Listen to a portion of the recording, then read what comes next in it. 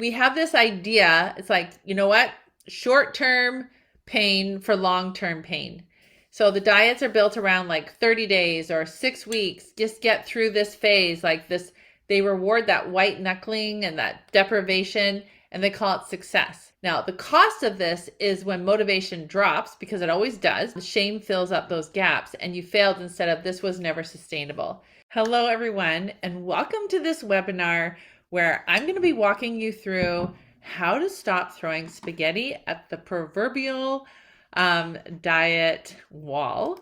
And full disclosure, I actually taught this webinar with a group of women, and unfortunately, I pressed record and then I pressed it again and I didn't press it again. So I'm re-recording this. So this will be a little bit more of a simplified version. I won't be as interactive as I was on the original, but I wanted to make sure that I had this for you. For those of you who registered and couldn't come, I promised the replay. So here it is. And also we're using this on YouTube and different ways to help you, because every time I write these trainings, I always think about myself 6 years ago, 7 years ago, 8 years ago, when the new year would roll around and I would go and buy that brand new book and I would go clean out the pantry and I'd go and I'd print off all the cook recipes and the grocery lists, and I was organized. I'm an organized girl, but sticking to it and that all or nothing thinking, it just got me every time. And so when I record these, of course, now I have all this experience of working with so many different women and helping them have success. So I just am so grateful that I now have this knowledge, and it just brings me so much joy to help you to learn and to grow. So I want you to imagine that the two of us are sitting side by side, and we're talking about what is your biggest struggle, with weight loss. Now, what brought you here? Why did you, of all the weight loss coaches in the world, what brought you to me and to this training? And so, does this sound familiar? You want to lose weight because you want to be happier. You want to trust yourself to change. You want to be able to move better in your body. You want to be more productive. You want to be proud of who you see in the mirror. And you just want to have more satisfaction in life. Well, one of the reasons I wrote this training was because I hate wasting time. I have 5 kids. I have lots of beautiful fabric. I have a gorgeous long arm machine. I have tons of books. I have so many. I live on Vancouver Island. It's beautiful. There's lots of hiking and running and exploring. I love living life. Kids play basketball. I love watching them, talking to my other kids that have now moved out. And so I hate wasting time. I hate it. And I am so sad about all the time that I wasted on things that don't work, processes that don't work. So many podcasts I listened to, so many books I read. Oh my goodness. I think I read like almost all the books in the library on weight loss. Crazy ones like eat an apple before every meal, like just crazy stuff. So I don't want you to waste any more time.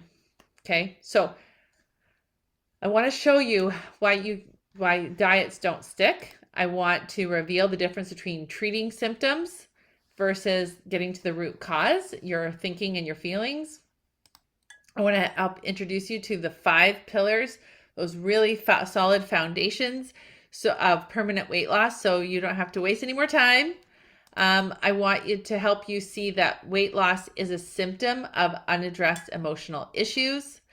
And I want to show you that you don't have a food problem, you have a feelings problem. So one of the challenges is we're putting a lot of time and effort into a solution that actually doesn't work. Okay. So it's like I painted my whole deck. This is so frustrating.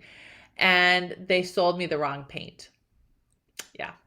So they're like, oh, well, we will refund you the money. But I said to them, oh, are you going to come over and sand my deck and repaint it? You sold me the wrong paint. And so let's really look at what's really going on. So if you were to take all the weight loss solutions and all the things that you can look up, basically there's like 4 different categories of why weight loss fails. So we've got the first is this typical diet mentality, what you've been trained to. So it's saying, okay, you need to go on a diet, control that connection, right? Of overriding your hunger, ignoring cravings, distrust your body, be good at all costs. Food becomes a struggle, becomes something to manage and to respond to. The body becomes an obstacle and not a partner. So now we have this like constant battle, and there's this noise and power struggles. And if you've ever fought with a toddler, it's not a good idea. And that's what we've been doing. And then we have like this binge eating, and it's just been, it's like a constant battle. Okay. The second big theme of diets and why they're such a hard, why they are so hard to get the results that we want, is that we have this idea. It's like, you know what? Short-term pain for long-term pain. So the diets are built around like 30 days or 6 weeks. Just get through this phase. Like this, they reward that white-knuckling and that deprivation, and they call it success. Now, the cost of this is when motivation drops, because it always does. Motivation is like the little fuse on a bomb. It doesn't, it's not meant to last long. It's not the slow burn. Shame fills up those gaps, and you failed instead of this was never sustainable. So, and we'll talk about this a little bit later, but when I decided, I'll tell my story. When I decided to lose weight for the last time, I was determined. I said, I'm never going to do anything that's not sustainable. So I knew I wasn't going to rely on exercise. I knew I wasn't ever going to measure food, get out a scale. I knew I wasn't going to do it, write down my food. I just knew I wasn't going to do that. So in the making of my own protocol, I implemented tips and strategies in there that I just knew. I was like, I'm not going to measure food, so I'm not going to use that as a tool. Okay, so I wanted sustainable. So how you lose the weight is how you're going to keep it off. Okay, the third big challenge for why diets always fail is that we look at food as a moral test.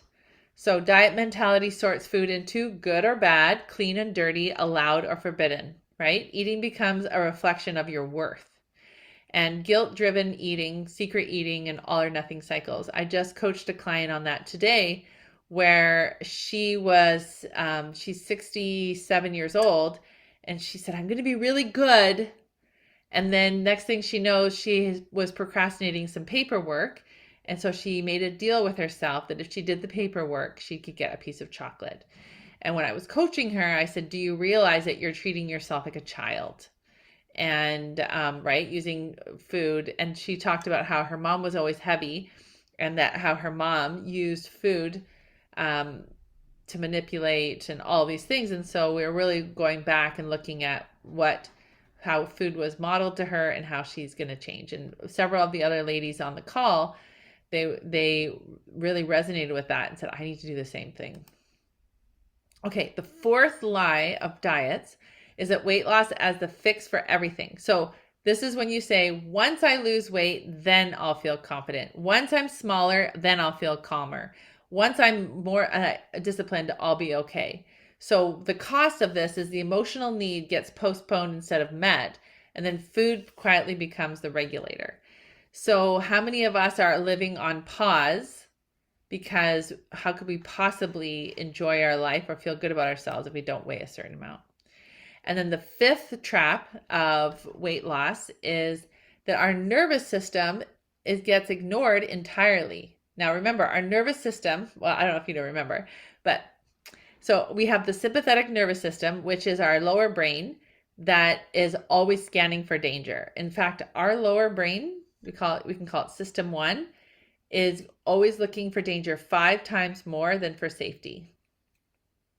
Right? So if there's a grizzly bear or a rainbow outside your door, you're going to definitely pay a lot of attention to the grizzly bear because that is imminent danger. And that's our lower brain, okay? So our parasympathetic nervous system, which is like our CEO, our higher brain, it's like the parachute. It slows everything down. We're able to think about our thinking. We're able to see what's really, really important, and we're able to make those informed decisions. So the nervous system gets entirely ignored, that this is actually what our brain is 5 times more likely to look for danger. And that diet mentality assumes that everyone has equal capacity for restraint, that stress, trauma, hormones, and exhaustion don't matter. And if it's hard, you're weak. So then the cost of that is women blame themselves for biological and emotional realities. They're like, if I was smarter, if I was better, if I could be, right? And then we just beat ourselves up, and it just feeds that terrible cycle over and over and over. And then nothing changes. Okay. So the problem is time is running out. So if you are here, you're probably between 45 to 80.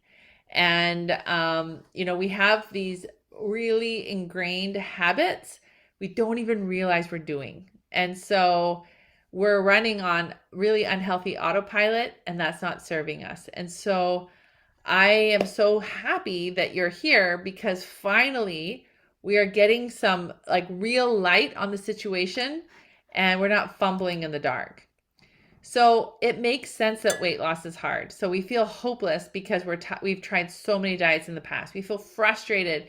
We've heard so many messages. Just like 5 minutes of scrolling on Instagram goes from don't eat meat to only eat meat to don't even eat, right? Go 72 hours, go 48 hours, go 5 days without eating. And we have this whole spectrum of all these diets, all these doctors, all these experts telling us what to do. It's so overwhelming. And then we can feel discouraged because we try something and it goes well for a while, and then we fall off the rails, and it's confusing. There's so many different messages, like I said, disheartening. You have all these great intentions. You've tried so hard. You've invested so much, and you're not getting the results. So I want you to ask yourself, how does this cycle resonate with you? So you try a diet, you get full of hope. You read the testimonials. Maybe you do a thing on Pinterest and you see all these people that have had all the success. Then you exhaust yourself trying because you're like, okay, I got to keep up. I got to do this thing. And then you get burned out. And so it doesn't work anymore. But then what happens? You just gain a whole bunch more weight, and now you're sick of your body, and you're like, I got to do something. And so this is our yo-yo dieting cycle. And so as you throw spaghetti at the wall, right, of saying like, does this work? What's actually going to work? I don't know.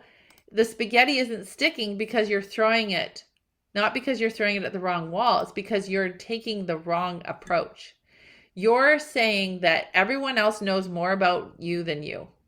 And the truth is, you know the most about yourself, but you don't trust yourself. And the problem is, you are a good, capable woman, and you have done a lot of amazing things in your life, but diets don't work because you haven't allowed yourself to learn the actual basics and of what is required for permanent weight loss. A diet, by the way, they were meant to be a temporary fix. So if you were going in for a surgery, for example, and you had to lose like 20 pounds immediately, that's why they actually created diets. So they were always meant to be a short-term fix. So they weren't meant to be over like a lifetime sustainable. Diets ignore that emotional eating. So they don't address those emotional issues. They don't address your relationship with food. I'm actually flying to Calgary tomorrow to take care of my dad. He's going into a memory unit. This is nothing I ever thought I would be doing. And it's really, really challenging to watch my dad. He is still my dad, but like, he's not him, right? This is not him. And I'm going to be with three of my siblings. There'll be 4 of us. And, I don't have to worry about me overeating. In the past, we would have gotten pizza. We would have just like milkshakes just to try to like sedate or to take out the discomfort of the whole situation. It's really going to be a challenge. And, but because I've done this work, I don't have that same worry. But in the past, I for sure would have. We would have brought our favorite foods in and just to kind of not feel so much emotion. Now, diets don't deprogram diet culture. So I grew up in the 80s and 90s. The food pyramid, that licorice was it was fat free. That's what they said. But we know that's different, right? Cheetos, even though they have no fat, they're full of sugar, and sugar turns into fat very quickly.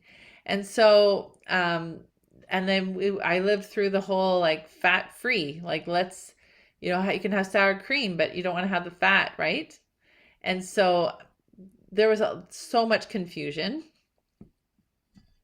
and so much of the messaging of diet culture.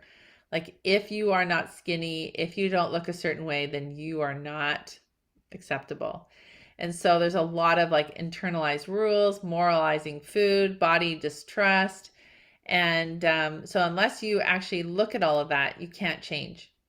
The fourth failure of diets is this idea of treating your body when you were 25 differently than expecting that you're going to get different. So how you lost weight at 25 is not how you're going to lose weight at 45, 55, and 65.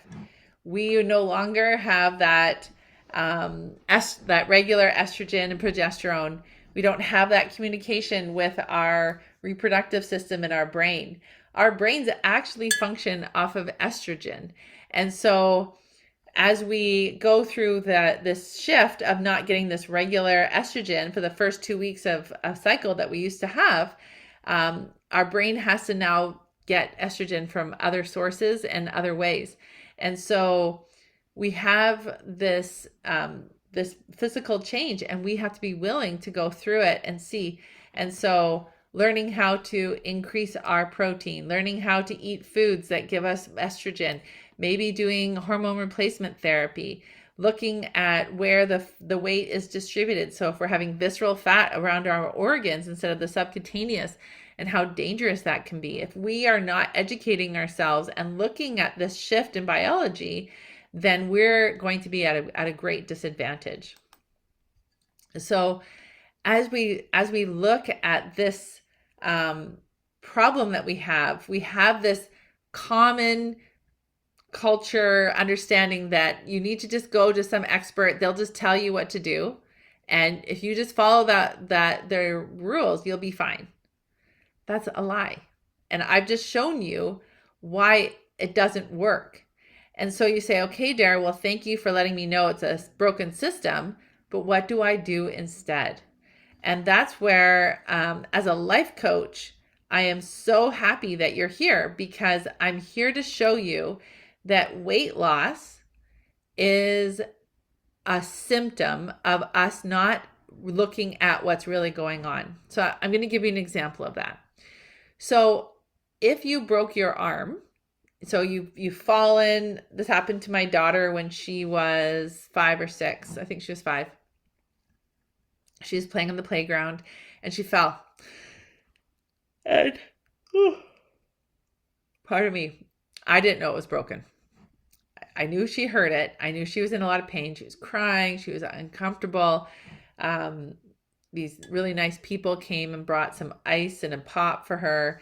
And we drove home, and we went to the store to get an ice pack, actually, and a few other things. I said, can you hold this? And she's like, no, Mom, I'm the wrong girl for the job. I can't hold anything. And she was like in a lot of pain and everything. And so, of course, took her to the doctor, got an x-ray, and they reset it. But imagine that she just said, oh, I'm in so much pain and I'm really uncomfortable. And all I could do is to say, okay, dear, well, here's some Tylenol. Does that feel better? And so she gets some temporary relief. But if I didn't take her to the doctor, if I didn't go get the x-ray and we didn't set it, then her whole life, it would be in pain and it wouldn't work properly any longer. And so this is what we're doing. We're saying, I don't want to feel my feelings. I don't know how to feel my feelings. In fact, when I was a kid, I was taught, if you're crying, you go to your room. If you were crying, your parent would say something like, oh, I'll give you something to cry about, right? It was never validated. And so emotions felt dangerous. And so instead of feeling the emotions and letting them happen, we would distract ourselves with food, with watching TV, now we have our phones. Some people distract themselves with gambling, alcohol, pornography, shopping, binge watching, Netflix. So these are all strategies to avoid feeling feelings. They're called buffers. And so if you keep buffering by turning to food instead of feeling your feelings, you're going to gain weight and you're going to have a hard time taking that weight off. So I have a solution. Now, I myself have lost 55 pounds. I got a life coach in 2018. And in 2019, I lost approximately 45 pounds. And since then, I've lost now 55 pounds. It's incredible. I actually weigh like 15 pounds less now than I did when I got married. And when I got married, I thought I was in top shape. And the way that I've done it is by creating this structure that encompasses the science, weight loss science, and the mental health, and how our body is connected and how it's working. So we no longer have to feel afraid of feelings and afraid. So the first pillar is weight loss science is simple. So it's not mysterious. We don't need to have a PhD. I used to teach grade 5 and 6. I would take big, complicated science concepts and break them down into the most essential. That is what I do for weight loss. So now we don't have to feel like we have to take lab tests and all of that. We can just know these are the hormones. This is what's happening. This is calories.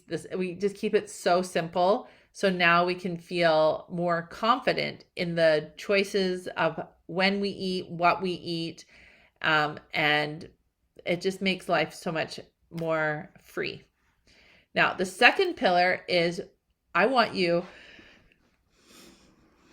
to learn how to create your own eating plan, but not only how to plan your own food, but how to troubleshoot it. So yeah, I'm going to eat this thing and I'm going to eat this thing. And then I'm going to look at, how did that go? Is that working for me or not? And so we're not having to always have an expert tell us what to do, when to do, and how to do it. But we're learning what is working for us. And so now we have all of our power. It's amazing. The third pillar is how to feel your feelings instead of, that's right, shopping, eating, binge watching, mindlessly eating popcorn, whatever that is, we don't have to try to resist urges. We can process them. We're not afraid of food. We're not trying to control ourselves all the time. The fourth pillar is a very interesting concept because how many of us feel like I'm not good enough and always feeling like we have to prove ourselves to blame. It's like, I can't lose weight. It's menopause. I just had a client join today actually, and she has gained 25 pounds in the last year. And she was talking to me and she's like, I think it's menopause. And I was like, nope. It's you not working through stress. It's you not owning what's really going on inside. And so I'm just so thrilled that she joined. She's going to learn all these tools. It's awesome. Okay, the fifth pillar is learning how to build self-confidence. A lot of people say you're either born with it or you're not. No, everyone has to learn self-confidence. So confidence comes from keeping your promises. Your self-trust changes behavior, and I remember the first time I said to myself, could I really be one of those people that don't eat candy at Halloween? Could I really be one of those people that doesn't overeat at the dinner table? Could I really be one of those people that doesn't snack throughout the day to manage to kind of like keep the anxiety down? So these pillars aren't a plan, they're a foundation. So if knowing was enough, this would already be solved. So our society, we have more knowledge at our fingertips than we ever have. And we also have more anxiety, depression, mental health issues than we ever have had because we have less connection, we have less knowing, we have less calm, we have a lot more frantic energy. Okay. So why is weight loss hard? Well, we know what we should eat, but learning to implement those like not going to the chocolate or the popcorn, why is that so hard? Why do we, those chips when we're at the store or that chocolate bar? What is it? Because our emotional intelligence is so low. So we don't know how to deal with boredom or confusion or frustration or uncertainty or anger or shame or even being happy, joyful, lonely. What about transitions or nostalgia? We just came off of Christmas. And it was so interesting. This is the first Christmas, I think, almost in my life that we didn't have this one dessert. Didn't miss it. So the problem is diets don't work long term. So if we don't weed the garden, if we don't get the roots out, this is going to keep growing. So if we don't see what's really going on, we're going to be in trouble. So weight loss treats weight as the problem. Traditional weight loss treats them as a problem instead of what it really is. It's a symptom. Okay. So weight is the weight gain is a symptom. It's us turning to food. It's an unhealthy coping strategy. And so we overeat because it's emotional. Today in my group call, I said with boldness that food only solves one problem, and it's fueling our bodies. We could argue that food nurtures others, and that's what it does, but that's part of, as a mother or as a nurturing person, it's in my nature to want to make food for other humans so that they can have energy, they can grow. All right. That's the only thing. So like this weekend when I go to help my siblings move my dad into that new unit, no amount of pizza, no amount of milkshakes, no amount of French fries will ever solve for the sadness of watching my father change. It will never solve that problem. Gas solves the problem of a car moving. My airplane ticket solves the problem of getting to Calgary and helping my family. Food will never solve that. Okay? You've been solving a feelings problem with food solutions. So real change requires a different foundation. And this foundation is learning how to feel your feelings. So again, knowing the pillars isn't the same as living them. Now, I created these pillars. I've worked with hundreds, if not thousands of women. And that is why I'm a life coach. Because each one of us is unique and different. We all have our own food stories. We all have our own history. We all have our own, I would even go so far as to say, trauma with food. How did you get approval in your family? What were the ways that you were taught to cope? These are all situations. So we can't just keep using other people's strategies to help us. We have to be willing to look at our relationship with food. So I have this process, and these are some of the ladies in my program who I just love so much. And it's learning how to lose weight from the inside out. And I don't want you to do a fresh start. I actually want you to look at all the times all the different approaches, all the different ways that you've lost weight in the past, why haven't they been sustainable? What has it been that has you gaining the weight again?